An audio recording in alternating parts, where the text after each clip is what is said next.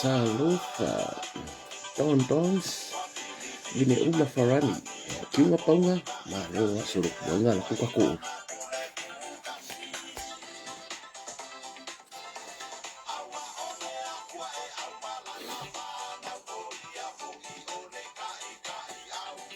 JSJ T Malo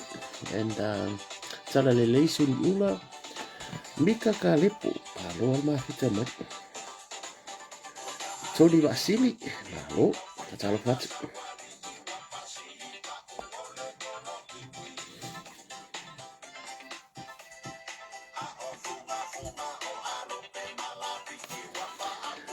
Finga Felicita Malo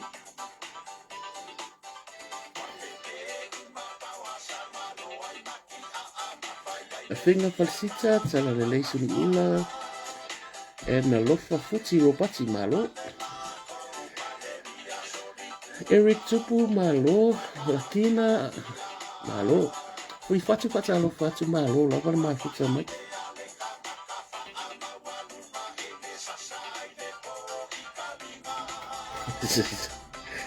Just said Punkarima So Lano Malo Juicy Mefi Fatalo Fatu Malo Kathleen Dunlop Sofu Maria Pira Watu Ua Watu Ia Sofu Maria Fred and Fia Malo Fui Fatu Sautia Malo Tuna Niu Atoa Malo Fa Ala Filo Tai Mafuta Mai Erika Famina So Orlando Malo Lava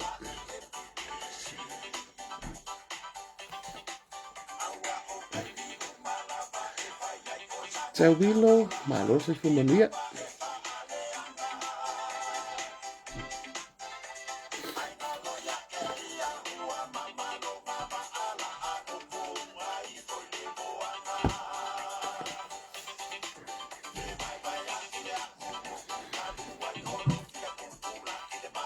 Amelia Petelo Lilo Mayava Malo Tawilo Ola Ainga Malo Anga Seatsa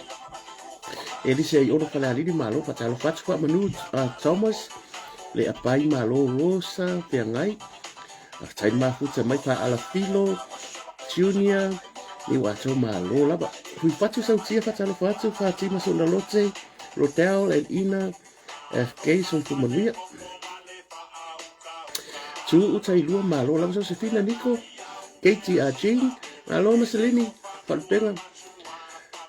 Vaina Kalolo Malo so Vaina Kalolo Malo ni brother Have Faith Mildred Stanley Rosa Fiangai Malo Lava Tayal Mafuta Mai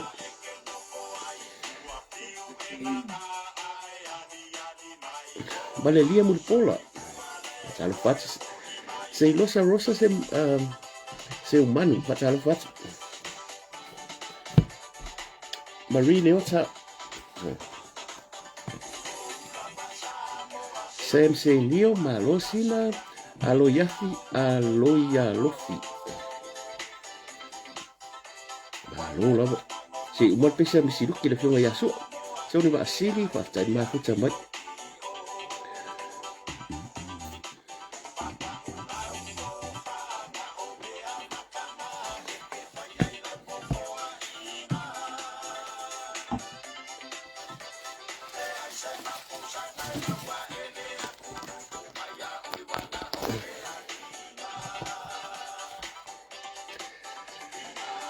So lai Olivia Malo Bayolai Sister Sofu Maria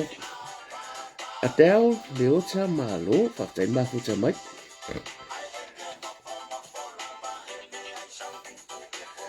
e le ngase al pese su'a o Kamamatu, the legend of the music.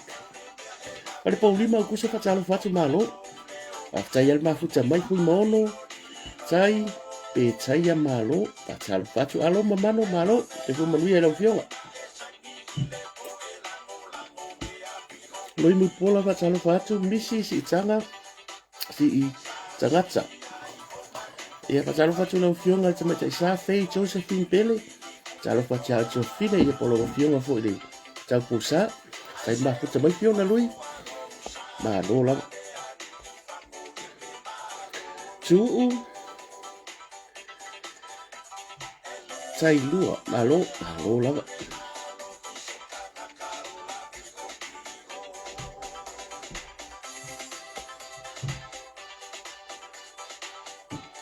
Martin tupu ave kele raru mele. Loretta Aleki fatalo fatu malo si makaku pisi a. Apollo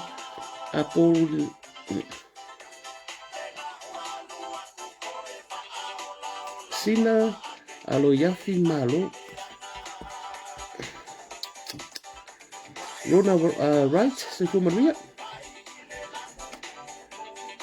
Freedom Wisa Sufu Maria fatalo fatu a misa klosu afo. Vesi kele wa vole adu dua fiki ako suafa fo. Va malu dua tuat.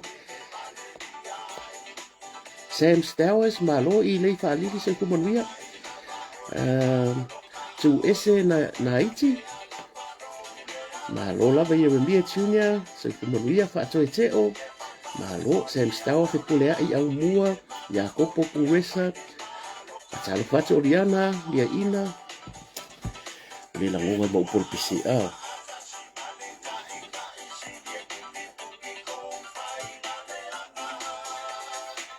Ede ngase al pisi ko imo.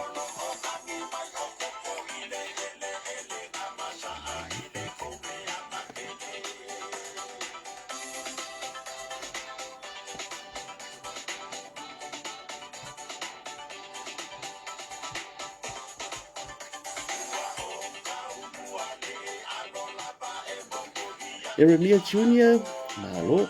Whaatoe teo malo, whaatai mafuta mai te pulea i au mua, Jacopo Puresa. Kore wawe radu runga miso.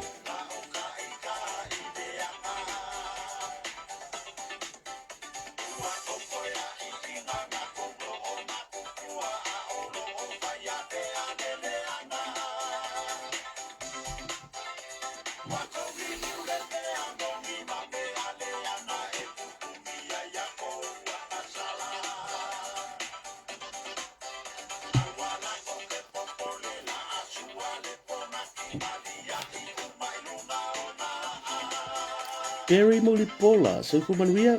na Seri Tupola Fatalo Fatu Willie, Danny Paipamisi, Sufu Maria, Fatalo Fatu, Erika Famuina, Fatai Mafuta Mai,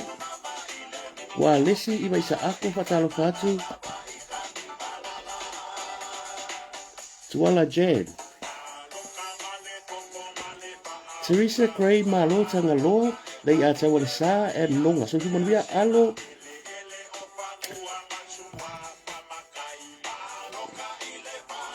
Lea i mua malo se lea lai manua Sufu Maria fanga mafo e Andrew Yohane malo Leonia Vaalele na Sam Senio tasileta amituanai loto ausia pasia malo sina loi yafi malo patalo fato awa pa au mila penuti lot pisi makayo mako uori ya patalo fato Erika Famina malo Vitawa Sam. Alo sa mla ulu, walo page 4 nga Dave Lei Lua Malo, Ronnie Simi, Lucy Nontuno, alo whaklefrunga ya tua pepe, ya leo pepe. Kevin Tunganga, Kiunga Ponga, e seta kangomoa, Malo, ia Kati Nali Pio Leala, Sufu Manuia i lau sunga whawhiangainga, mai wharitua fo. Leo lai titi enchi nga oa Sufu Manuia saufa whawatea. Valelia Mulipola Yohane, Nese and Satia Leota, Sike Timoteo Matalo Fatu Susana Tiva, Sewa Muli, Otofo Malo, so lai e funia ai mai lo ma tatou pesi na go Liverpool ia wa kam ka ko sa livat ia fa malulu ko ngo kulanga fu ile ma alo fia ne fiafi ia wa ka usui ki kele alo le o le taimi o nga ma ngava ma o sawa ka su ngai ne ye bo nei va henga fu lo ke va ku sa mo o le fa sa lu ngole inka ngeki ia e tau ana fa inga ngai ka ko kama isa i ngala kiki ia ina ia mana ia fu ka ko fa so ia e fitu fa i fu la ngona mama na to ke lo fu nga ko ke si le fia mo ko sa idi ia i tulanga uma lava ina ia ka o ko ai nga kongu tulanga fu le tapo inga ia ka ko ke le fite na ai ka ko ke nga rua fa kasi ia fa so la ngona mama na tu inga ia maua se malama lama ta inga ia se tato tinu ia ka ko ngi vai ka fa nga paroka wa ka ke o fa campaign o paroka o le ka ko fa so ia i mea tutupu le aso ma le lata usanga ia marka ko vai fo lumanga ka ke paroka ia o lawa ia anga va uma matulanga uma o ka penganga pati uma ia o la fu ready da paroka la wa ku le malanga tu tato i fafo ia o tapo inga fu ese tato tu sambo o la ma kwa okay ia mea uma ia fa talo fatu fa filo ia tu ia pa ia wala inga sare vi ia i fi oi fo yo tala le fa malo le so i fu manuia fa filo ia tu ne fiafi ia pa ia sa mo mai lava i maunga te tele se ia pa ia maunga iti pa ia fa ale kale sia pa ia fa ale malo ia o malu fa ale atu nu fo pa ia fa ale atu nu fa filo ia tu ne tu la le fiafi malo so i fu manuia malo fo lau malo long sa ni ia so nga luenga ne ele fa ngo fi o le mele boka fia malo e se loto se io ka ngofo ro fari ka ngofo lo fa ilo sa ka fu nga luenga fo dele ma hinga kongi ka ka me fo ka vai lagi maka onga fa saka au ka fo de ka tere ko usi kuka fa ila la ka ika swimming pool e ka nga ka ko fo ka me ai e ka ko ka me ai ko fia mo wale o langa nga ko le la va fo usi fa ya malo lo sa ine ya so ya nga luenga sa fe nga yai po fe lava sa e tiu fo sa fe nga mo ne ya so bi ia le atua ia o le lava mo le ola male malo si malo tenio o fai avare ka kuri Amerika o le pen le ka kuri Amerika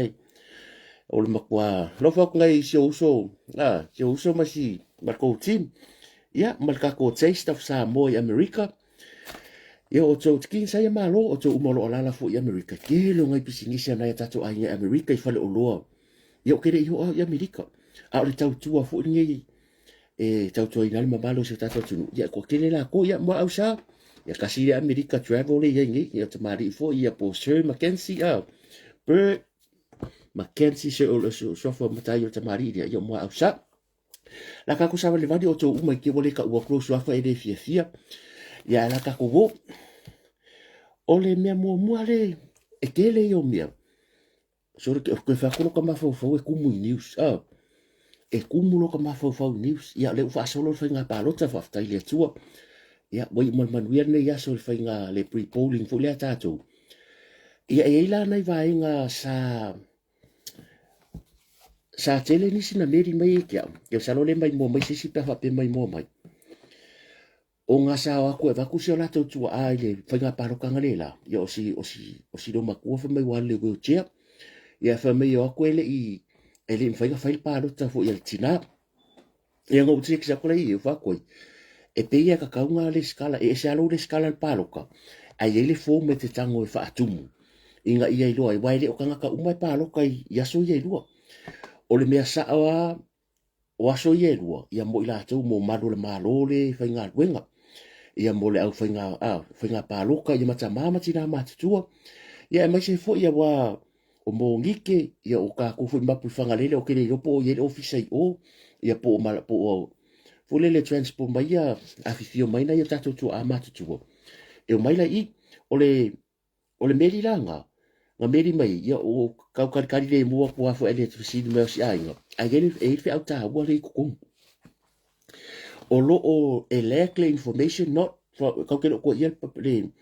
ai le o le information i tua yo tatu tangata vai o le mala maka ko le fafu ai sa fa interview me la fionga ya le lua me se ne fo se tasio tama ma se taso tina e mātutua fui, anga leila.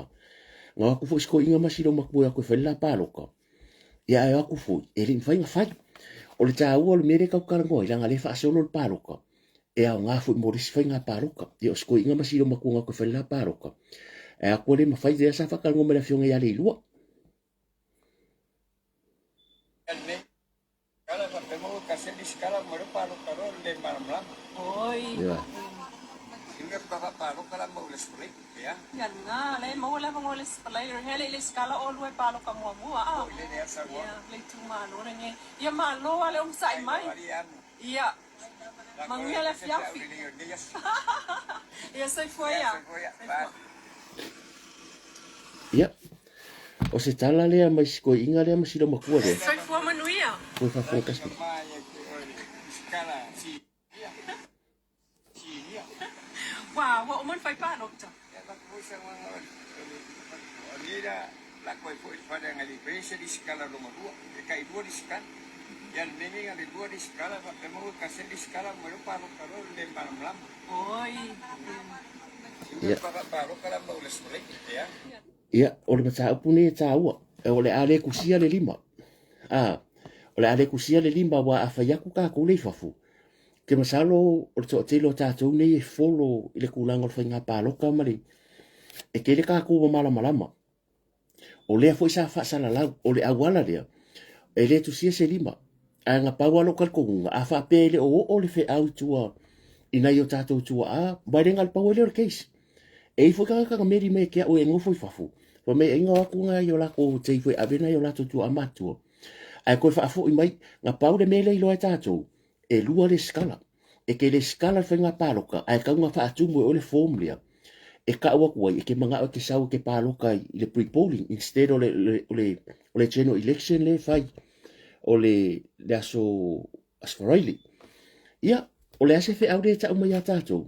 e le o le message i tua na i tātou a inga. O le tele i o me o fo i sui tau wā. E pe e whaisi malo si o le ango ko kā kore i whafo e kau kei loa le sui tau wā. E kei loa le sui tau wā. A to telo nisi. E whasiri si doisi kei whapeaka i kalai chok mai. A le mea mo ia. I o le si alai whai mo manga o le so paruka. E ngā sausa e u Facebook e le pio kā koe e kau kei on at Facebook le telo taimi. Ia o lo la tanto nunga iai. E au ngā fo ilea whi au mo le komisina o whainga pāloka mal mamalo le ofisa. A wai peanga o whai aku, le kero kai pituloa. O le e whaisi ke le vawe o le influencer le inka reki. Ia o lau koe vai TV kasi Samoa. Mar ke le o le media la iai. Ia waka koe loa le nampa so ka ngaka lai follow i pokalami. Lai follow. Ia wai o ia tātou i whafu. Kau ke le makamaka Stevie tasi.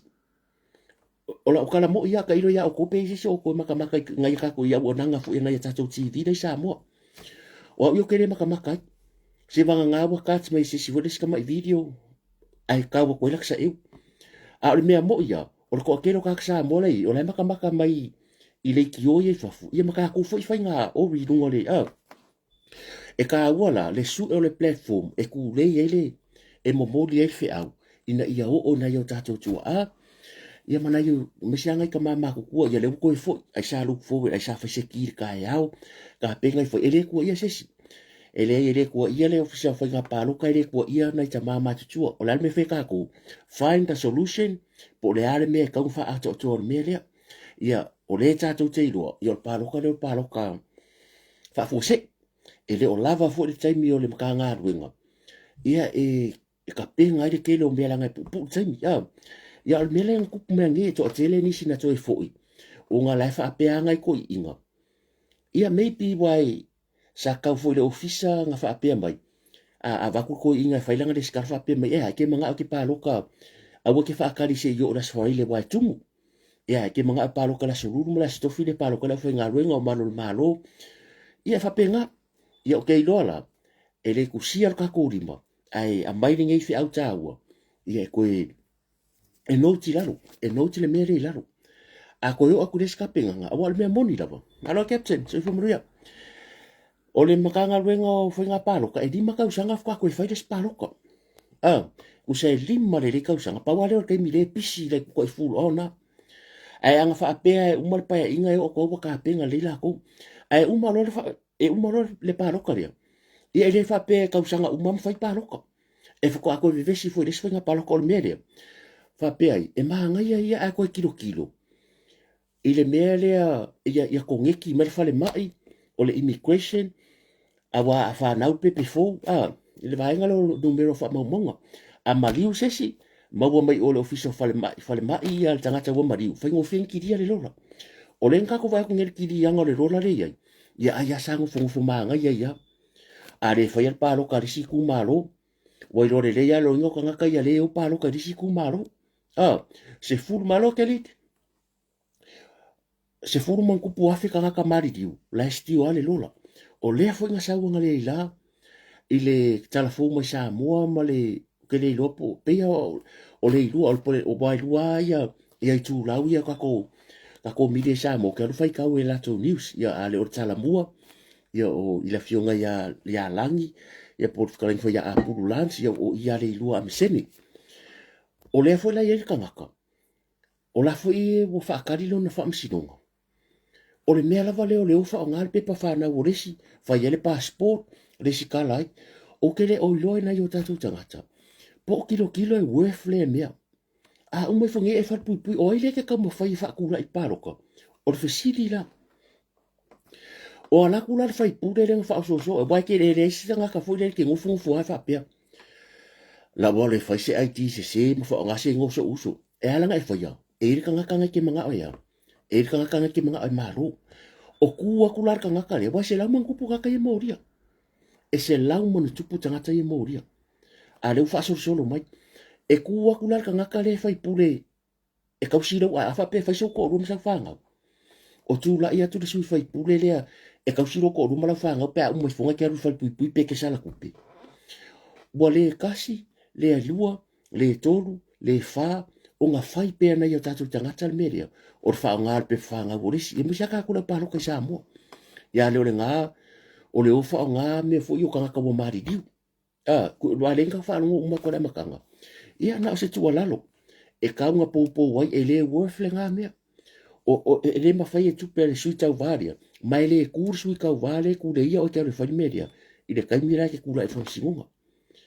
a e alu le fa singa wa le wa yo ina ta mari dia wa yo e wanga avele wanga ku e su sanga lo ia fulea liko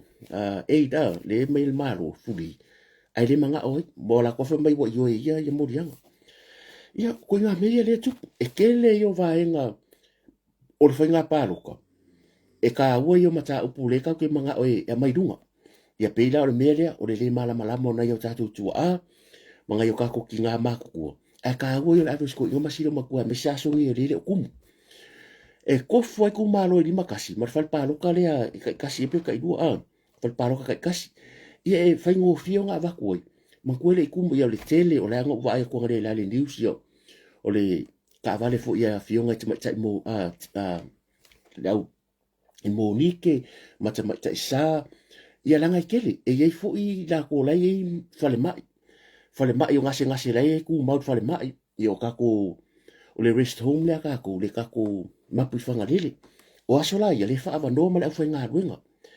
a e manga ola ia ka fa manino le tunu le ka ko ofisa fa mangingo lo le ku se vai dei lo e ma ko le fofu o le ma ko ke lo aku anga e kere ka so tato tunu o nga mo moria kwa ko inga ia moria ko inga ala ko kere lo so no ti lalo e manga mia kasile me mana mia tato o nga ko e fa la wi loa e se kwa ko lua e manga o mia le platform e reach i ku aku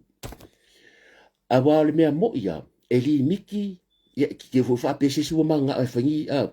wale o se fai news e mama wala fai le ki o ma me alo fai aku e le ko sila ia ka ko utilizing le technology le ia ile o le kelo la sa mo le mai mo mai a kelo me mo kelo aku sa mo a le tele o le malo le tunu le ala ele fa pe o kanga ka uma ele o lore kelo me e o su fai pure e fisi mo o ile su independence le a ele pe o pika ka ya ma ku le fafu e ko ki ka ma ko ro mo su ka va e o le au fa ingo le lola pa loko wa pe pika o kau ma ko ma fa au ke masalo le telo tanga tanga pa loko am fa ki o kam ka so fuanga ele o ye ma ele o ye ye le la ko fu kilo o so le se ngala le ya o le si vainga le lava ka ko ke kala ngoa o le fainga pa loka no campaign ka ke kala ngoa in paki o le mea lava lea o le leilo pusa pa loka leilo pusa pa loka sa leilo pusa pa loka vai monga lo ke manga ku le pa ingalen kan wait a min de fainga pa loka o le moea o le pa lota e yai la kal konga o la sa moe la kiki pa o to mai o galo matama fa na o la tunu le yai e fa popo ele so soangi al technology le wo ye kamingi e ka kaunga ko o kuris palo ka wole ko mo ya palo ka sa mo ya kia ula vai em fango help e kele me em fai fungo so soangi mal ko kele o halo ma tama fa na ula tunu ula wa o nga maurunga e le fainka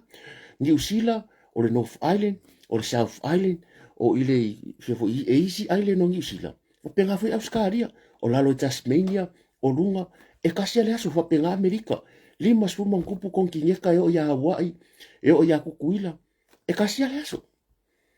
o la me volen fa yesa mo me pio resources ele lava resources o ke loa o le tomai o la wai ya lo tama fa na ula tunu e ko mai de fa ngofie nga ka ku fa ngare o le ingangiki ia wai le fa pe a ku vai Amerika o Hawaii mai siske ke umba e kasi le aso it's only one day South Results Australia ke le o isa ku e o fa New Zealand ki nga kele ai le sese kasi le aso o le lu itau dia wa halu ruma so fuanga kele alo bata ma fa na ula tinu wa tama mai ke ro fo nga ye ila ko bango vai ku poka la mele fa nga e mo ia le ia kele lunga sa u walu me ia ka winka ngeki ala nga ke ro fa mo o ke ro join ia mo me o teipo mo tata base e poka la me fa ye ia a ke masalo ko ke professional IT ia ka ko fa ngo fi nga fa se app for le pus application o nga be fa pia a palo ka ba la fa ngo fi nga fa area o le white le fa ko le wan male len ka sia le system me fai o le computer la o la me sa vai o le ko nge ku i le wan wa ka o le wan o so le wide area network e ka sia le mere i a peke o mala va le peke sala fai e tiki o a le fu tiki i ai fa ngo fi fa o ke le fu fa nga ringa o fo i bank se fai o le en set nga sa mo sa fa nga ringa le ngo fa nga ringa le ku fa ku sa fa nga ringa en set sa mo e ese le menga monitor ko le system le en set sa mo o le ngola kala a ngi se fa sa mo ai ma lepe mo le bank le o se fa fo le lo mo computer e le fa pe le lo information le nga e back up tara pesa company ke kelengi e pe fo ngi sila a le anga se bank pe mu se fa le ku pe fo le e le fa pe le lo uma information ka ngaka la nga le ka i a ele mea la sto e la ko back up tara pesa o le la fa ko e fa ngo fi nga fa le malo ai mai se la le meria o le fa nga kanga ki dia o le lola a ki ringi le lola e se ka ko va ko se fulu man ku pu afe ka ngaka mari liu a o le anga o ka ngaka ia fa ka kai ngola nga ye tanga te tu la me nga le fa ki dia a fa mai fa inka pe fa ka ri skula fongo ke le ka ko ngoi la nga lo ke do a fa pe ko ngeki mai al fa le mai o le ka ngaka wo officially ya sa wa maliu e ka ko ngeki mai ile official fa mau manga e ka ko ngeki mai ile official fa nga paroka e ka ki dia so instead of ko fa ka ri se ka usanga ko ki dia ile rola nga le sa confirmation fa mai sa confirmation mai i ki ringi lola sa ngi mai mal pure ngu ma ko confirm mal sa mari ile po ila bo maliu ki ringi mal lola uma sa ngi mal pure ngu pe sa ngi se sola inga ya ko nga me ya wale e umaro paroka fa ko e fai alis fa nga paroka lima ka usanga pat o le kaimi a kore o kaimi la ia ka pe ngai o kumo e kiringi de lola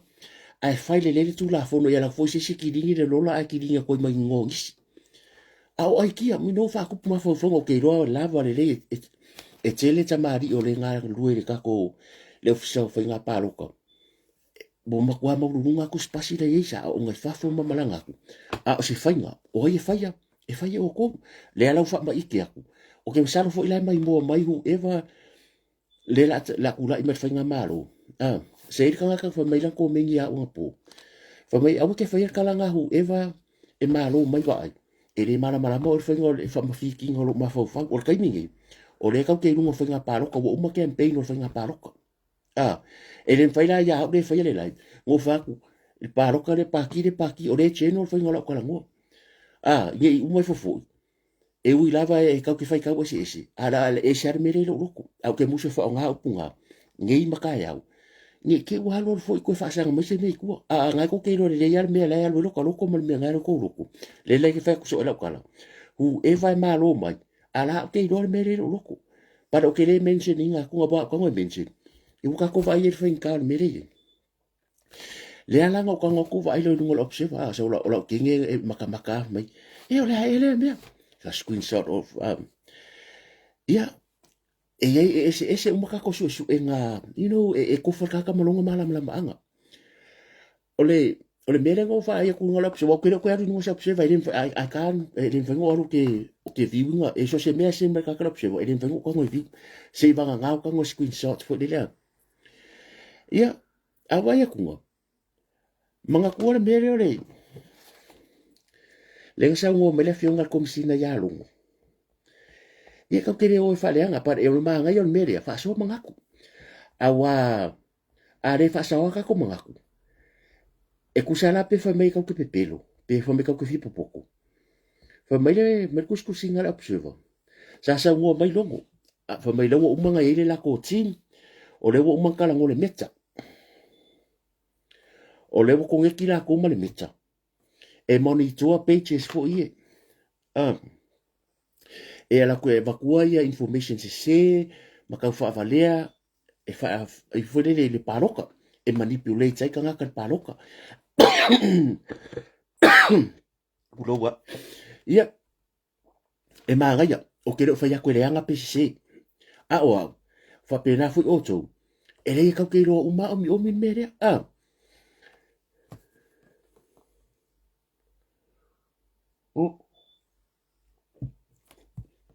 fai mai no male ari ko le observer manga kua e fai ese e me i lo e lista ngata e le lo lista ngaka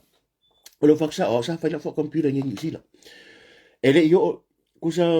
ko le felo diploma o computer ngi male le ya le fokasi wo ko fai lo uma ka ko ngi ya no ko fam ka so media e le fa peso ko fia i lo na la ngo wo felo diploma o business ngi New Zealand a o computer ta wa o ngai o ke lo me ka o TNS i lunga a ngi lunga le kuku a ngi lunga le kuku ko so me mai esto ai me ko le ke ka o foi o casa u me bolanga lo link uma me lunga le o le inka so se me ala po se firio ke kango ka like ke kango ka Facebook pe open public e link uma lunga le kuku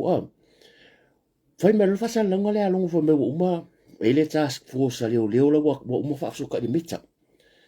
ia o mai mal observer ara kunga a sa ka di lunga e fa mai yes fa mai ka di ngai lunga le fa mai e sa o la monitor le mita ai ke o kanga kunga ba ile me kam pesca mai fidi piko ila so se ari ko lai lunga e ile me pesca mai fidi o le link le me a kanga la kidiki e avei o le source usa le me la sa o le source fo mkalanga ba ke fiu o fiwa kai lunga po e pesa o re io ma ko lo ke mala le ele me fai se ilonga e alu le process o le fa po se case serious case leo i le ko fa kon fanga ka sanga io ma se me fa pese me fo le mo serious ai le ya ka ka o le fa le tu la fo no la ke monitor ngai o lo fi me o akala i fa sa langola psore fa mai angalela fa mai ye kulo wala nga fa pala yo kilo ngai ko mama lama so ala ko fa show da kwa police commissioner also reminded citizens that the election are shared responsibility. Social media should not be used to attack, undermine candidates. Ya le kwa kulo umaya mia. Everyone has a role in ensuring aso mo observer le ngusi pepa piko siri ka fa leanga a le fa mai lo ka ngofi e pe reading by the final kalale electoral commissioner partner agency remain committed and ensure transparency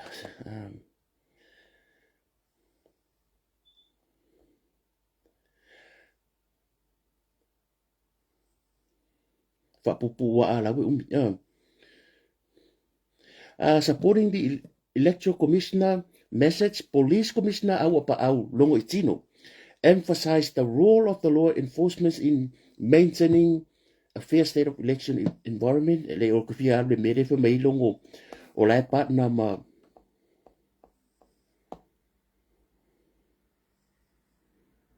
ia le fa mai le ko fa fonga interview la ka ko le langa umi ia ese la le loko su e ka ngaka ko o lo ka no mangkua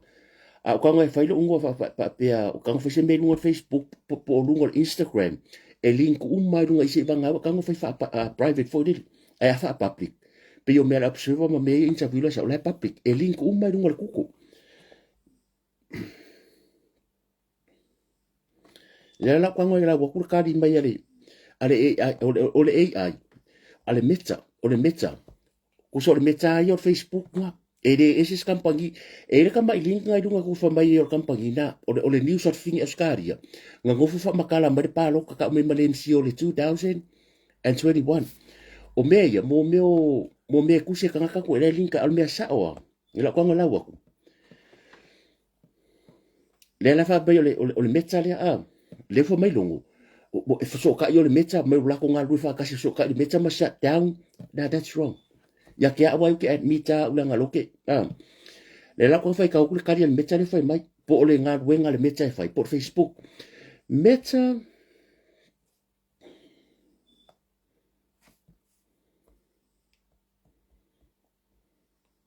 ya le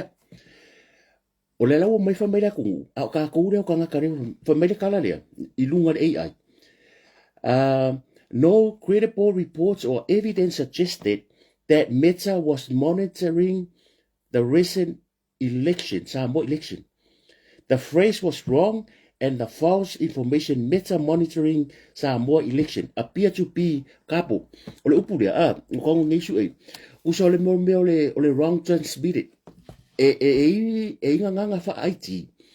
Mo me kango transmit mai mo me code for yo kong. E pese me for wa ongi fa mau e link mai la e pera le nga link ba le observer le nga link ba le observer ongi pengi fa mau fo le link mai ai le monitoring le kusa ole meta por Facebook ola ko le kinga mai information so se me la for Facebook so se me anything e collect me la ko nga ka ngo video la ko vai mai fo le a le me mo ya no credible reports or evidence suggested that Meta was monitoring the recent Samoa election. Yang ele se me va penga ele o ngaru le Meta se me va penga ka ngo fino mal Meta sa umele la ko ngaru ngai fai manko le Meta it's a big company in the world ole ngaru nga po le platform le e fo la ko QK fai Meta Jen Rose in platform management as a owner of the Facebook lo anko mak Meta has been pursued to address misinformation. Esau langa monitor for the information, particularly concerning election globally. However, this is a response to spread of false information into platform, not an acting monitoring the election itself. Nga pawale nga luenga le Meta fai nga le fai do mai information is safe. Ai le o se la ko nga luenga le fai o le monitor election Samoa e le ka umbaringo Samoa but e lau ke le o monitoringa o la monitor la ko mo information la ko la ko le ke ringa manga ko la vai nga ia o le Microsoft o le Microsoft le ia o le wa uma I ko ko le ko ngeki male Meta male Facebook o le me foi nga fiu America e le malo se America ai se ilonga la bo mo ko so dias ka nga o me ia so nga kala e mai mo worka le Meta ioi le la fa ko ia fa ki fa pele maka ia ka wa nga fa nga ko fa ilo aku ke lo nga ko ke sila fia ia nga ka ia wa le nga lo mai si sa o mali e le sempre o le fa mai o le general rola ia ale Meta o le owner Facebook ia make sure information me fa pe le se ai lo ke le nga lu e monitor se pa lo ka sa mo even a ka wa for ya we having information e ka fula ka ko kilo e review ma fa mai ke le so dia le community standard mo vai fo ia ka fo ia o ia kai pa fanga mai sia kai ko ke mo o nga ka ngai ngol mitsa ai ka vai la ko e sia la ngola wo ia ka ka wo ia ka mai la ia ka wo ka e le ngi me fo ia fa pe o me le nga fa mai fa sa Facebook ya be o kala nga lo ta ko ko fo ia ku le mele la ngai la ka mo e ilo te tonu nga ka mo dia ma ko me ole la unga dia ole tu la fona lu o ta siva me lu o ka siva le fa nga paro ko ke ni o ku la fongo le nga pa sia le cha pipi lu o ta siva ye si me ton malo medi you hungry so me ya la unga ile o di mongi ko ngol palmingi o lo fia ye fa ma pe me ya e lo ai e ka o ke ko ngol repost o me ala varinga i lunga Facebook su ko paula me renga replay i upo e fai o le aso los furu i va January de masin kausanga ngi na makanga kausanga ngi nga fai le la unga le ri mongi e le ya ko fa funga i o kangaka o le makua lima wa yaso ni makua inga mengi a ole visidi ele so sa makoma o ke o afia o ke o le skoma a ole sa wa me le sole ele me ko wa le ise fa ya ai na le pia a fa ku le va ku la ko ai pe ka uma vai me to ofisa eu ka fia nga me le so sonya ko le skala ma fa la la after ko fa fung me la makanga ka hola le mele le fa mai a ole fa ka va la ka ka o piki me ka le so palo o fa ku ma ko komiki aga ko fi fa yi nga ko mo fo o piki me ka ngo fa ku la komiki e o fo mere fo mai a vole o piki me ka paro ko fa ku la komiki a e fi fa inga o piki mai ia le komisinga fa inga paro o le kala ngori mongi paro ka wai ai le fa sang paro manga ko fu e le fa sang paro ka le last election a le wala nga ko palmengi ia me pio le election i kuak a o le la unga kongo le maoka fai kula fongo sambo nga fa wa kula fongo le o le kula fongo fa nga paloka o le lu ota siva e makwa fa sa nga alu se momori se fai pule momori se o e fa le nga paloka fa sa fo nga alu fai pule e alu ya e alu e o nyan komiki e mai kanga ka ave o paloka o le hase fu nga sambo o le ngola kala ka ko kala kele ia le tau te mai mo mai o loke kalkala ngo aku oi e fau o ko kula fongo o a ko la unga li mongi ko kongo pale mengi la me wole fai fufuanga a wa ku sapo o uma le beria e ka mo fai fufuanga e ka mo fai ka ngi sesi o le boka kingo no e kere ko ya lo ko su sesi mori mau e mo ria le kula fongo o ka si va le fa palo ka temini e ka kere ko su ngi mori mau o le avangole le ya le ngalo walua ave la kangi ko misinga foi nga paroka ave se kangi le wala unga ko ngol palmengi fo menga o faila ko miki o e piki me kanga ka ve paroka ako manga ko foi inga ka ko fongo fu ya a le nga fai ko ngol mau ka fa we kula fongo o le tula fono foi nga paroka lu o ka si vale ran el paroka ngi nga fai ko ngol mau ka ki fa le mo ko la unga ri fai pule le fai pule dia fo me bon sodia Mong sodia. Onga ma ko kanga kalau kere o ngi e pe a le paula le va ngoi mo modi ko yo makula ngwa. La mo le fai unga le ide. A le fo ko sa ngol observe ngare la. O ngare la fo.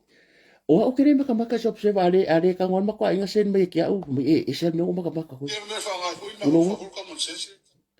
Ia, o ngare la e valu ku e valu mingu ke sa ngol observe ngare la. A le urukala. Le ale pule rimoni e yafi the human right Protection Party HRPP candidates for Faleata has denied ongoing has denied claim made by the local taxi driver that they are waiting for his confirmation to transport voters to the polling. Longo winga. E taxi driver lea la kakore o fa pe ku pe sa di mo pe se. A po fenga mo mai ele po fenga mo mai observe le news le ai la ye se taxi driver pe nga po fe nga ru ye ai wo ke na se di mongi e o piki mai ka ngaka e mai i mere ale fu la ngala ngai ale fu ko ku po ngale la ia o le ava kuruma po ai ari foi fai singa ruenga a waire a ngal mo me foi le ro sa lo vale con el palmengi bo tanga ta laval nei le nga ma ko ila lo vale con el palmengi sa lo ka fa se ka me ke fenga fafu ia o ke o fa akuna fa pe un campaign o palo ko le ka ke kalongo issues o le nga ko ku po ngale la e mo ke ri fa ku po nga fa sa la mo le pse fa pe la ia longo fa pe mai wa le ka longo fa mai o social media e fa le anga su ka va a bola ke a ke ka fa pe me kia e le yo me lo fa ka la ko me nga fa me observe nga le la o le observe nga fa ya mele news nga le la fa mai wa ti na ye li mo le ko inga taxi driver la mo ke nice a la fa ka le kulang confirmation e o piki mai ka mai i ia a wai le fa sang paro ka wai longo winga le o le pre-polling le fa ngi a ikala le po mai po pe misinformation e ka lang ko observe ko ke mai kia nga lo ke reading nga ko me ngo maka le observe ia bo ke le po le ti na ye wa ko nga article fo ia e ka mo ki pilo yang ko uma o le ti na ye limbo nga ko office di mo pe sa pe wo ave fam si ngo bo ngi me uma o la le ngasu wa kasi le ngus pepa o le makwa pi o pa fo ngola ko news bo le bo fa so ako bo fika i fa alo de manga ia ma fa inga ko forma ave de fu ia le ko ke o ngor kanga kalni le kanga kale i ko kongol history Samoa markala angar ku ko kasio malo ku ko kasio Samoa la wai lalo o kusinga ale mau ka fongo Samoa paulo fai pule ko kwa pala vale kongol palmingi de lida longo inga pe fia nga ko pulanga yo ki ba ka ke o ma ku ngamba po ke o fo ya a ko su e mai ngisi grandchildren mai ngisi fa pe mo buya ingisi pale mi lu manga i ngisi fa pule wa mengi se la ko sanga me ka ki fa pe o ile ka maro po o di mo wa me ka kilo o yo ora se pala vale ka maro le nga fa ko pale mingi ale le mo ko va ya ku ngai si news ba lo le nga ko fa se ka me ki fenga i fa bola ki de le aso la valia nga so oi le fu ngala unga ko pale mingi po me ya ele filia ele tua sa mo na file sa mo le tua ya le kanga kala vale o ai ni si wai dunga ko kula fongo ai ni si la no kula fongo o le upu moni lava ila sila la tu nu ma ko kanga ka fa ka wa mo so de li mo kula fongo la wala kwa ya admit nga faia a sa mo le fa se morianga o le aka ko ala dinga fu kanga ka ye ko yo pale me ko fa me upu nge mala ula vale me le ku la ka ko fa kanga fu ia nga fa ya kwa fo le la ka kala awa ma fa nga mo dia tanga tala tele you don't have to be a MP or a member of the parliament ke alu fa su ma fa kanga kala tele fa le su ara ko mala uma a fo de si mele nga ku se ko sa vea le ya tau sa vea ma basiaka le nga ku se ku fo you know ku la fo ku mol moka ma fa le public nga ba ku se ko you know concern or complain ka wala ku fo fikala ya ngol ngi kan ai apole ale unga fa yang ko fai ele uma ngai mau ko ngol parmengi kangaka ni kangaka ka fa ko fo le ka ke le ika ka ke fa mangalu ai aka ko vai aku ye ia le fela kala wanga o finga luenga ngarela o sa pa pero mafo o mafo fa vai e laki ka ko vai aku ya simoti o lo reta ali ko kele o kule mai mo se kala fa ya ali mi se kloso fa o kai minga ko la mai sa mo o le au ke ro ya o ke le lo po ale memories ngai ki o e makwa aki alo mafafau o le tasi iwa waru whako o koe le pao ai kuai wharsela a maka kui ikang malala alua koe wharsela malua koe sa whaka tasi iwa waru al kaiminga fiku iwa wa spuru wa kasi wa lua wa kua wa whapa lima luonga fiku wa waru kua iwa o kausanga kusa iwa o kausanga ai whaka o kule pao ai sa mua a mi le makongu i le kasi iwa waru kusa o le iwa le o kausanga makwa le ala whaisaka ngo wola mali mori makangi ngo wola mali mori ku ngo wola mal mori pensingi e le se pusa asa usala mang por ke mingi ako va ngere iwa kausa nga piska mai ar ke minga le iwa kausa nga ya kia ma ko ya ulo nga mar kelo me o bo kai lo fe au foi de boka la unga ako va ngere le iwa kausa nga le ke mingi e ka ilo iwa la ya la ku memus o nga ko lo fa kausa nga maka ngo memorize nga menga mea e o mar ke mingi la ke ro e o imako fa sa ku wa ya le mo ro ma fo le se pawa okay lo le que ça fa pe uma auto okay lo le value le afu o le mele o le mori pensing e que lo le value o le mori ku e que lo le value o le mori makangi e que lo le value o le mori makangi mori ku mori pensing mori fang a manguia me uma e bola mori pensing a feolola bola mori ku a fa so mori makangi se yo anga mori fang ai alu alua ia bo o mai a nga po sa ka ko ngam ile olanga le la ka ko mai le olanga le ala ka ko mai ni le mo le makeki e ke mala malama e usu mal pasi kuwa e sa varia ku po e o ko ngol pasi o po o ako kalo o ako kau e ke ma sangi le meia o le la ka ko mai fafu i wa ai le ku wa ai McDonald wa la po ke le ngi mo mea wa la po rusu fai kula askulimi pusa isa koi 24/7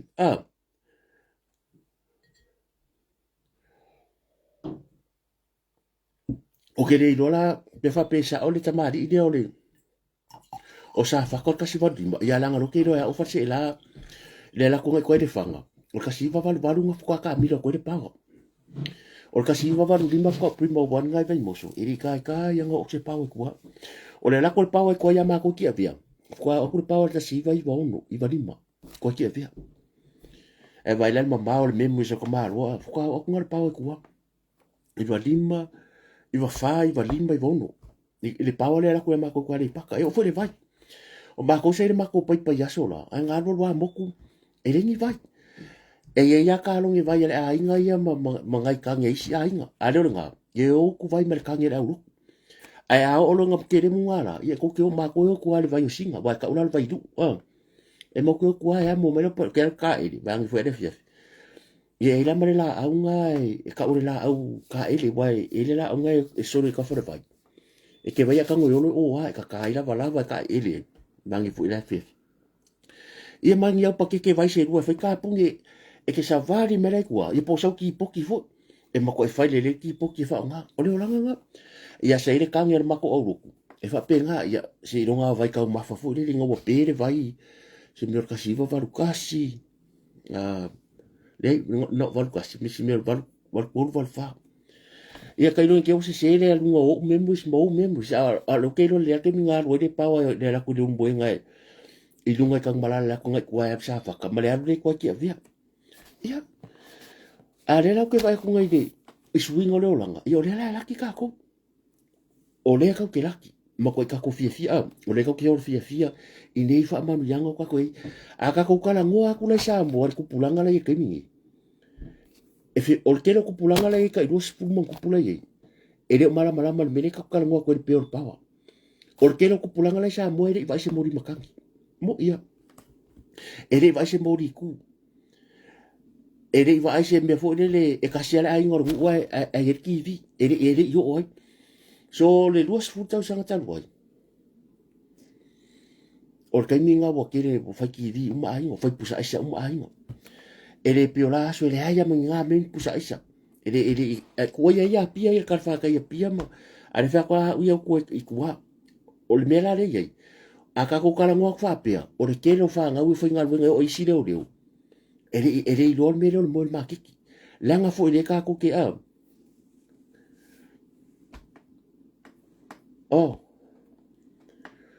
i vakasi la ka sa fa mais kengo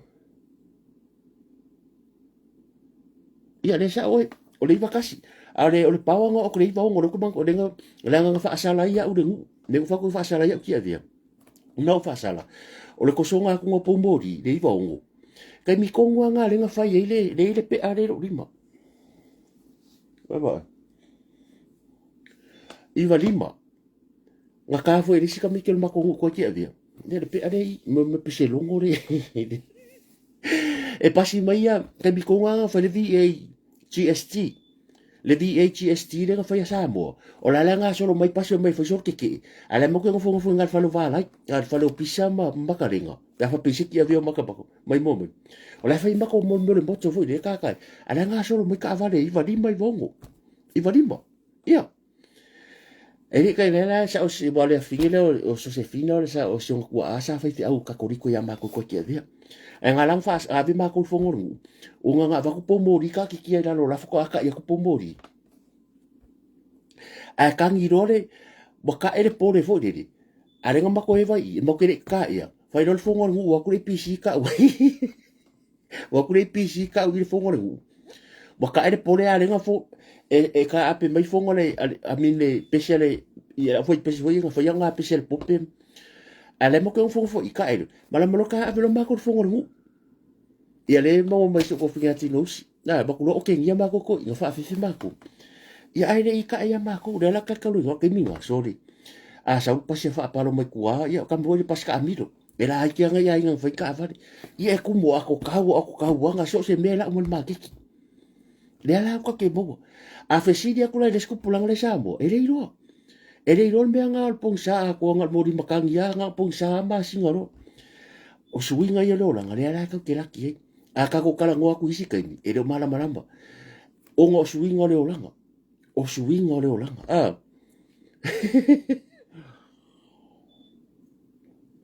na ka mo ai ko ngi fa la ia le la ko mo ngi vai ka o suinga le ke kilo fa nga pa lo ka male malo kilo le fast food tau sanga le ka ngo mai ia le ka ko por ki kwai ia le fo ko va ko interview me ko inga ngafi se ko ia inga a lo fa ko ale fa sa o me ngi kai mingi ia le interview ale ko inga fa me ngafi o ha fa se o fo o CMA o Laudi, I can tell you, this country would be in a greater mess. o langa plan le o la kana sa o okay lo read ma fo ngaka stui boy lo le stui le kula i me paroka e le o la bonga lo le ya o la bonga lo o ko nga kala ngolia kan ko mai o ko ai le i umal paroka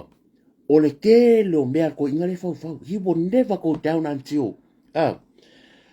o langa interview le ki o nga ko fafo se vai upo fa se vai ma ko sko inga o ke ro fa ku dai palo ko sa o ko aya o kilo pe mo fa mingi a se ia lo fafo ye fo ko ia po le asio fo o la tari monio tu la e pa mo le fa ko inga fa maloro o ke o fo ko ka mai ko le ku dai pa ya ka mai ye fa ngo ku dai pa e lei ma se sio alo tu la e pai e le kuranga a onga e lo ia le asio a le fai la kala e o fo le chapipi ala me wa le ngo foi o fo ngo ko e le la ku fai ko inga ma e ma lo ia e le boa o ko ngaka ia la kala sawa e le alo lo fai aku la epa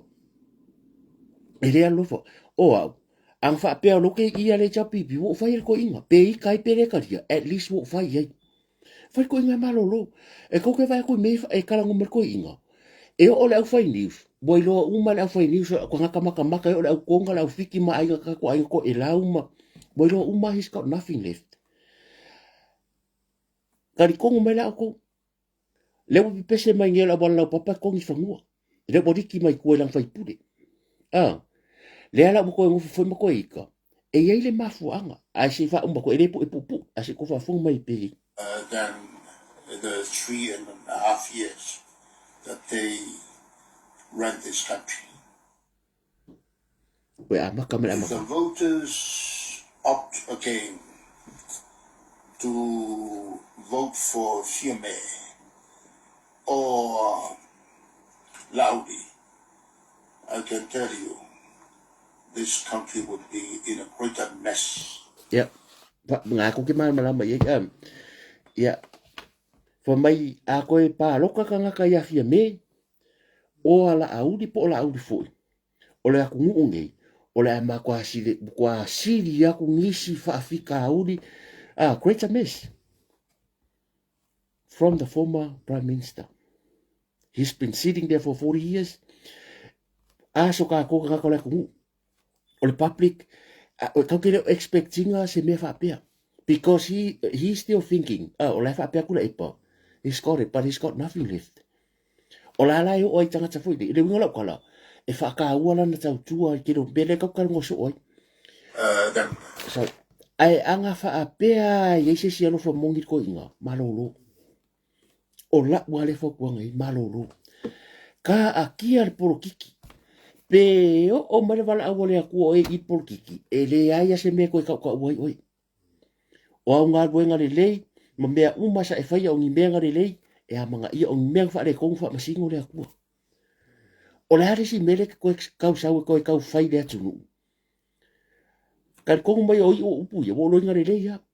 Mai lo le le tu la epa. Ele kura i me paro kare. I mean le hita pipi mai lo.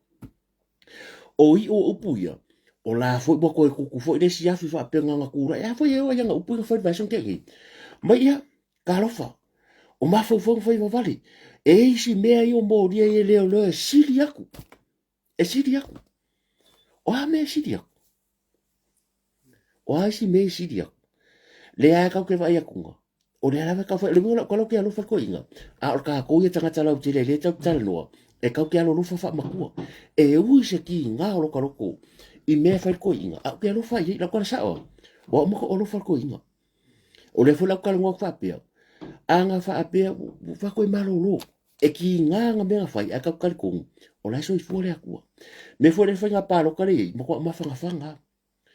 O le ko a kele o kako sui kau wango made last week pa manguia. Nga fa manguia la mako po last week, not this week.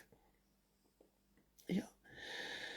A iei las ka ngaka e lofa. A wala wai loa uma, anga fa ape yisi ka ngaka e lo loko wai aka mamai lo ia fong koi. Ko kele tamari ata mamai. Yo fo yalo tu la ipa. You know, o le kai mingi ngal fai ko inga ka kia. Ka kia la foloa. Asa wai, la ngai me la fa.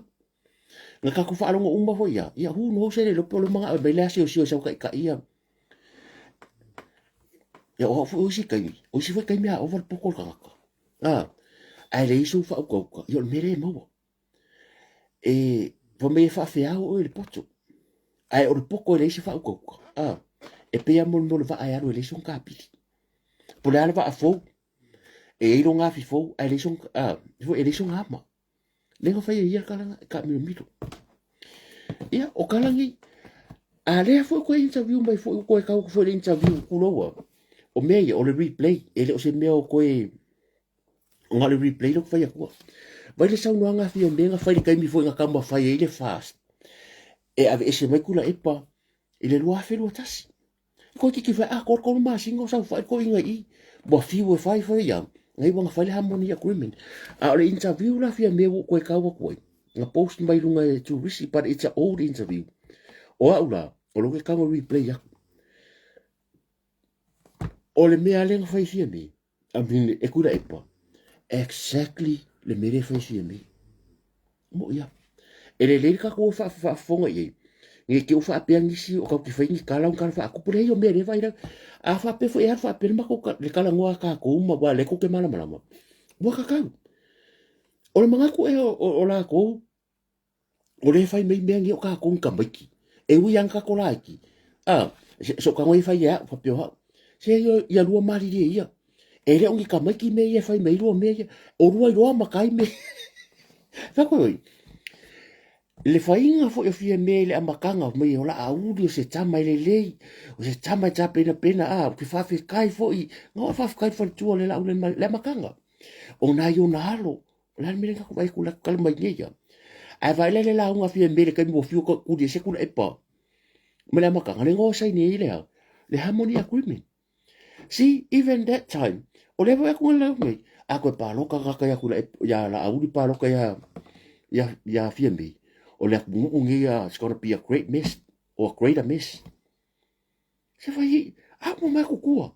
And you guys e lo ise la ngonga po se nganga o le ri fa kua ku. E alo lo fa ia ku. Ia. Patu maunga lona nofo o ile kulenga ia mfai ai ia fai uma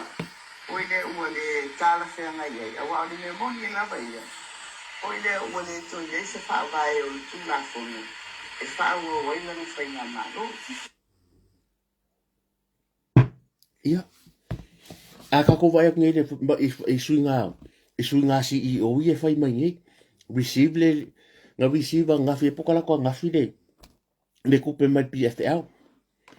Ole nga pa anga le malo ma kampangi va. Ia renga sua mere si awala nga fi ko posta ku. Fai sua nga awala. Wanga fa maka osia. Waki nga lavang kar paroka. A ore ala fai mai suinga bo sui CEO. Ale wo sa ngomai. E kuwa ikula ipa. But exactly langa mere fai. Mo le se maro si anga si.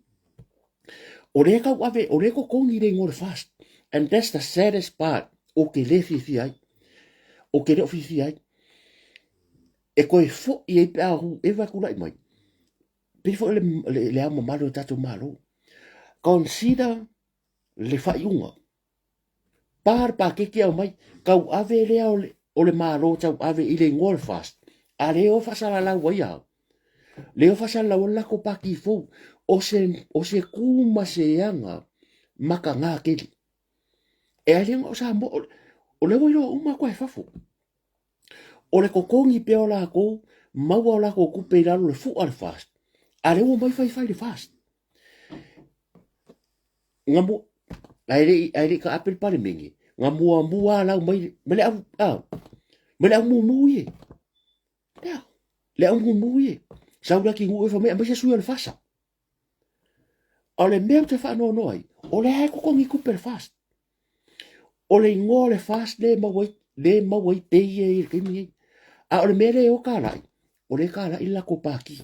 Al sap. O le ka lai sap. A o le mea la le fa koi. Le abo mai fai. A le ka ko vai kunga.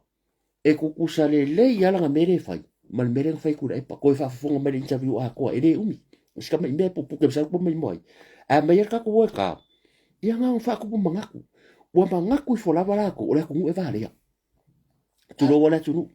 Wa mangaku fo a Leo mo to ya ye mai. O le mfai a leo na tawa kia ia le kato pali me te un kato mina e kansino. Ai o le mea maria la leo mo tu la mai. Ile fati nonga o le la sanga lea ua tatena mai e tuila e pai whaunga ina o le tula fono koe leo whaalabe whafose le eso o tangata na ia Yeah. loto se kat. O le SOE. O ko rosa mo renga fa ko SOE ka lo ngeia. Nga o nga malepe a parpa ke ki fa ko SOE. Sa unga fa se la milionga e pe fast food milionga ko pe nga ru fa ka nga fi fa. Ke ia wa pepe fa fu se I ma e ki se sa mo. Ai fa o so SOE. Ai le o se me sa ka fa le SOE. Poor maintenance. Le anga fa ngo afi. O le ala kala ngoia kula e pale lua fe lua sfuru. Lua fe lua kasi. Wa kai mi leo le COVID. Le nga fai fo I me yo SOE nga fai le. O le kala ngoa le fa mkala kula e pale la fa ngal kula fongo le fa ngal kali kula e pa. E fa ngal sani lo kula. Sorry ya.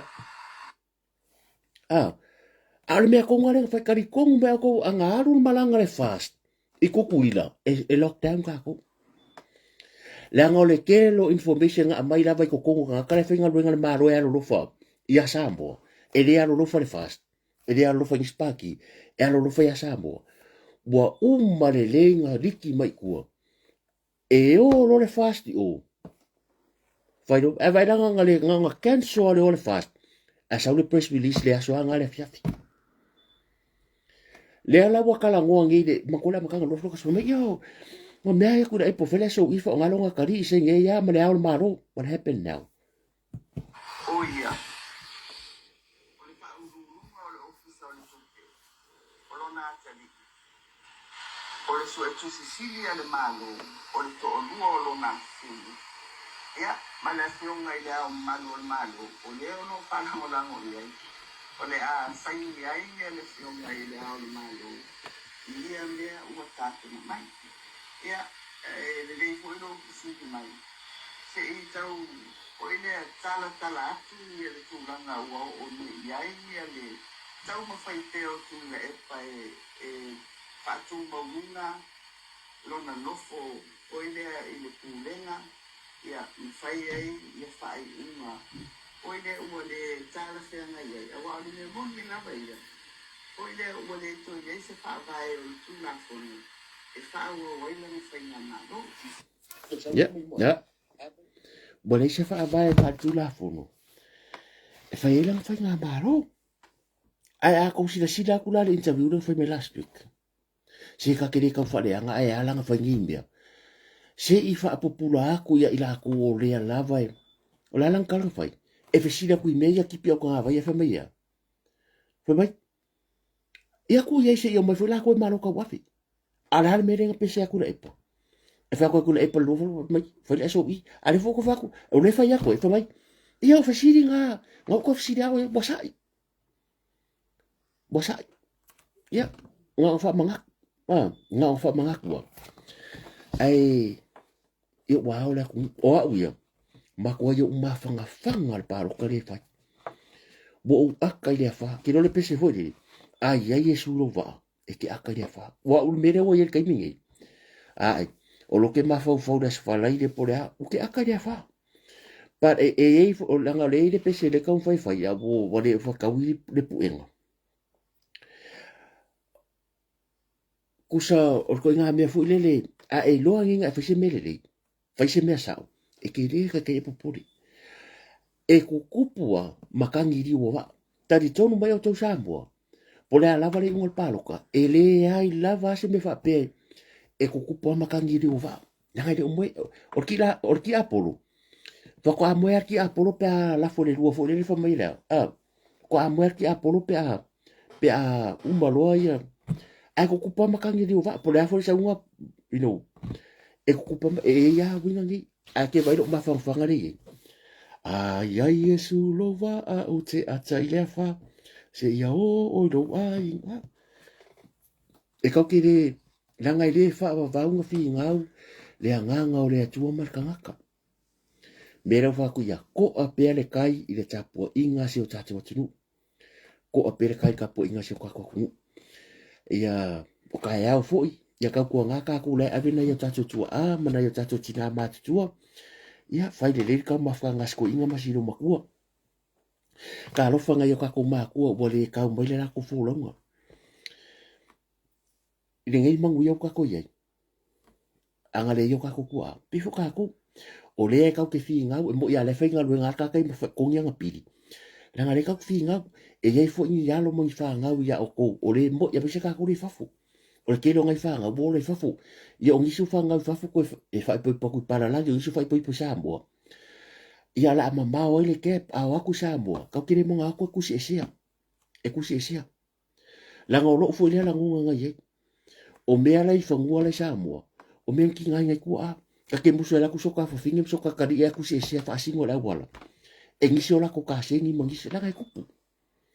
o le ala le fa ko ya mau pele mai ka ku ia ka ku ka po ingo o ala va me mo me langi fai me sa la ngol me le e alo wanga ka me le ai fai me sa e ku sa lava pe ingo si ai oi fai me sa ya oi bo ka ku yo ka ku ni mangu ia ka ku la me la ka ku ko po le ya ke vai o le ke lo ka usanga o ki o ke mo ke miki tu wa sola e sai la fanga me ya e me masanga foi ka quero fanga mang e oi mo mang foi sa ku pip so se pe o la boca o Las Vegas a karmo e ku e ka quero fanga le pe malo ba tsalinga ia malo lungia o le o si po ke moya o lo ke miki fo mai lo ke ku o lo ke alo e faia e me foi unha kai ku si fo la o nga kai de a unha for ke do se nga mo o mare mo le pe o ke miki o ke ifunga a so le ka ngi mala la fo mai e ka nga e fo nga winga so ka ke ngo fo ni ya me po a fea le kai me a fea ilo so fu ma vala a wele tua ke ku or ngi yo langa e ya la nga winga fai isa mo ngu e ka le sia lo ainga i ku malo o lo ma fanga ke lo le yo si fai pure sa mo ngo fa ma kalangoi vai son ke ngai fa mangia last week ai de kapungia fa mangia fa kai mai ia o le fu ko kere ngai ka ko ai malanga sa mo la inga fast ia ma ai nga lava ngai ka la sa mo ia mangia e ka kere ko yo ngi me fa por ki foi de ngi campaign a ka wala issue o ko manga o fu mai o fu ile ka o le la o le mari to mo musu pa pe i fai ia wala mere ye e ui ale o fuku o fungi ai ke fu waru se si sa momori e ku wale ai lava se mer ni lang e le ku ia le la au del marito o le fai ai por ar foi le onga e o foi ke le fu ke o fu fa lang bo ke le fu pe dimma e pe o fu mu fa pe ke o fu oskari mar ko nginga ngi si la ya ai foi la o fu ya ka ko tau tai ai so le e limo o fu amer version ke ngi o fa pe a ko ngi le aka fu lo lo fu a ko ngi fu le o fu le ile aka la le marito i ke fu ko ya apa e ui lava ile o kala ngo me le au del marito fa pe ya le bo vidi bo fa pe e fa pe mo me ka ngaka bo populi bo le ai bo fe ka i fa lo le manga bo ave le mere ya bo a fi fu ma ave le fu mai ka ko me o ko ka ko fu la inga fast ia ka ko lo fa ia fu te bo ai fa e uia e ke o fu o fu le o le makwa kilo maka ka po o pe ke la fu a kala o la sa vali e le se me e la kilo e ka vale ka ko pa ki o ka ko o le ka ko ke banga ia uri masao le fa mo le atu me vai aso ia o a lava ni me kupu mai le lava yaso yo ka ko warnga a ka ko sa ngai kai mi o hangi si mea awangi ko fa ngi si me vai manguai ia ka ko fa moi ka ko ka ya lalo pere ia la inga sa sa mangi ia ma ka ko fai vore o ka po pa sa ka ko ri fa foi ko ai ngai sa mo ia ka ko ngal paro ka mo le lo fa ka paro ka mo le manu yo sa mo ese mo ka paro ko ai ngola bu o la classmate o ka ko ia e a foi ngai sia u ko mo ke le u pureanga ka foi ke u ngi me ia bo aven me o nga mesu ma ke o persa no nga le fionga ya mul pola na rusa e o ka mari anga o makua o mako ainga mo ko susungu ma ya u sio anga ka pinga i malo su dita tinti